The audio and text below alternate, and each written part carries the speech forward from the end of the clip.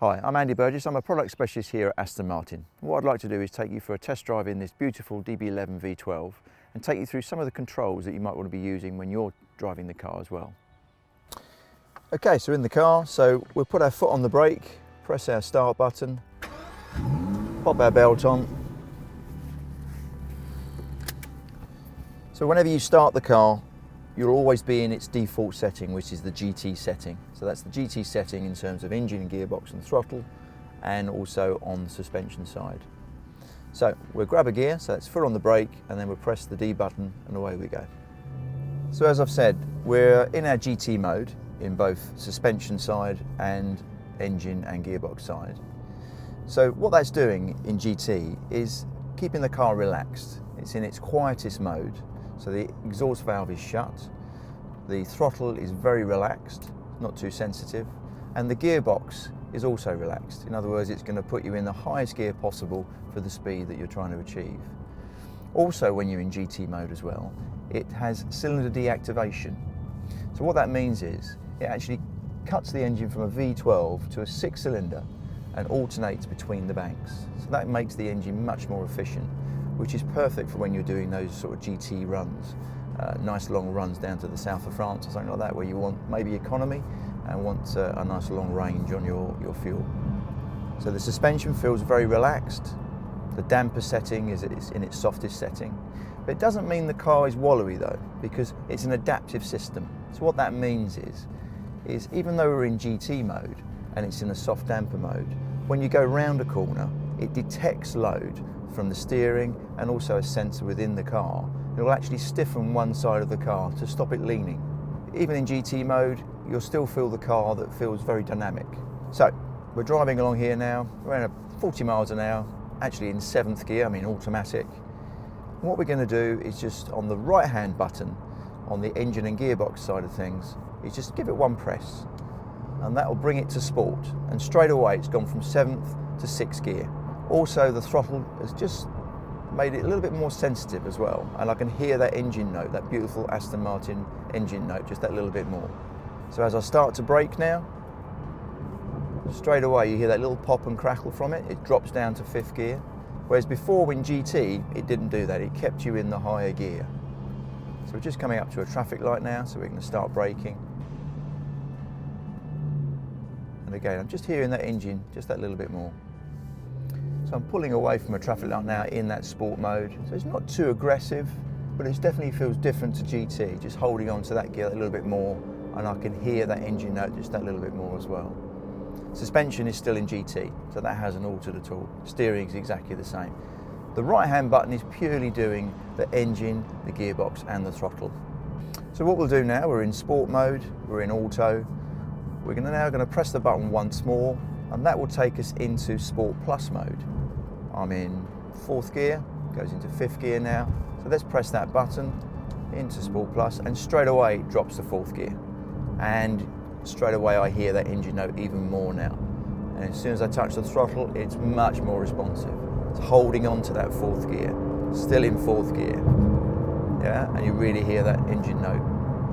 If I start to brake, you hear that pop and the crackle because it's dropped the gear to 4th and then to 3rd. Back on the power a little bit, it's holding on to 3rd gear now, it's not going up to 4th. Now it's 4th. And the car just feels a little bit more lively, and I can definitely hear all that lovely, lovely Aston Martin noise. So Sport Plus is very much the fun setting, if you like. Now if we press it again, it reverts back to its GT. So it'll always scroll through those 3 modes.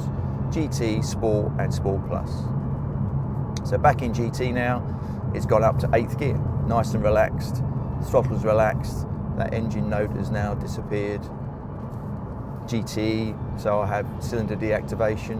It doesn't tell me this, but it's probably gone to 6 cylinders and it's alternating those banks now, making it more efficient. So there's your 3 modes, GT, Sport, Sport Plus. Use them and play around with them, because we're all different what we like out of the car. So there'll be a certain setting that you like, and that's the one that you'll always go to. Also, what you can do, we've been using automatic here, is you can actually use the paddles. Now, I always would like a customer to use the paddles on an Aston Martin, and you want to be in a bit more control as well. So using the paddles gives you that control. It's quite easy to do. All you would do is pull the plus on the paddle, I pull that towards me, and now it's in 6th gear. So the D has disappeared from my display and I just have the number of the gear that I'm in, which is 6. So now I have minus on my left, plus on my right. I'm still in Sport Plus, so I still have that engine and that throttle response. But now the gearbox is down to me. I decide when I want to change gear, on what gear I want to go into. So a little tip for you with paddle shift, if you're not used to paddles, is you can just use the right paddle, the plus paddle. My tip is, if you start to hear that engine noise, just pull the paddle. There's no right or wrong time to pull the paddle. If you come to a stop and you start to slow down, it will come down for you. You don't have to use the left paddle to come down. It's nice to though, because you can play with that engine note. So I'm in 5th gear now, into 4th gear now, and you really hear that pop and crackle from it. Hear that engine note, pull the right one. Easy as that. At the moment, what we've spoken about is the right-hand button, which is done my gearbox, my engine and my throttle. Now we're going to talk about the left-hand button on the steering wheel. What this does is the suspension and the steering. And all the time we've been talking about the engine and gearbox and throttle, it's always been its GT mode, so it's been a very compliant ride. So let's talk about that now. So first of all, if I press the button once, it then goes to Sport. So what it's done now is made the dampers a little bit stiffer. So as I go through this corner here, I can feel the car just feels a little bit sharper. I can just start to feel the road that little bit more, and the steering's gone that little bit more weighted as well. If I press it once more, it goes to the plus setting, so Sport Plus. Now I can really start to feel that damper's gone a little bit stiffer now.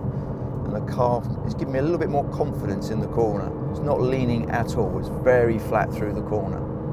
But not too aggressive though, it's not too stiff. So don't be afraid to use the Sport Plus button. If you feel like it's too much though, and for the road conditions in front of you, that maybe the road is bumpy, you press it once more and it reverts back to that GT setting. So just like the right hand button, you scroll through those 3 settings. GT, Sport and Sport Plus. So I'm back in GT now, feels more compliant, nice and soft, steering feels a little bit lighter. So I'll press it once more, we're going to Sport, steering gets a little bit more weighted. I can feel the road that little bit more, feels a little bit tighter. Press it once more again, there we go, I can really feel it tighten up now. It starts to give me confidence within the corner.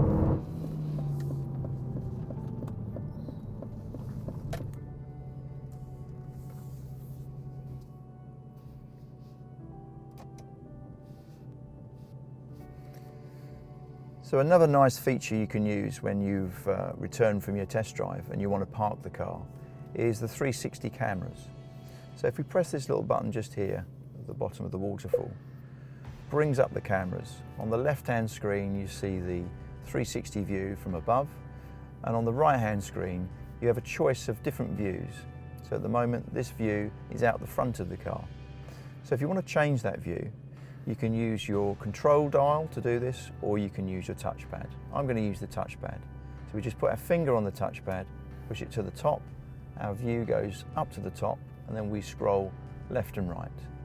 So as I do that, you'll notice we can go to this setting, which is the front wheel.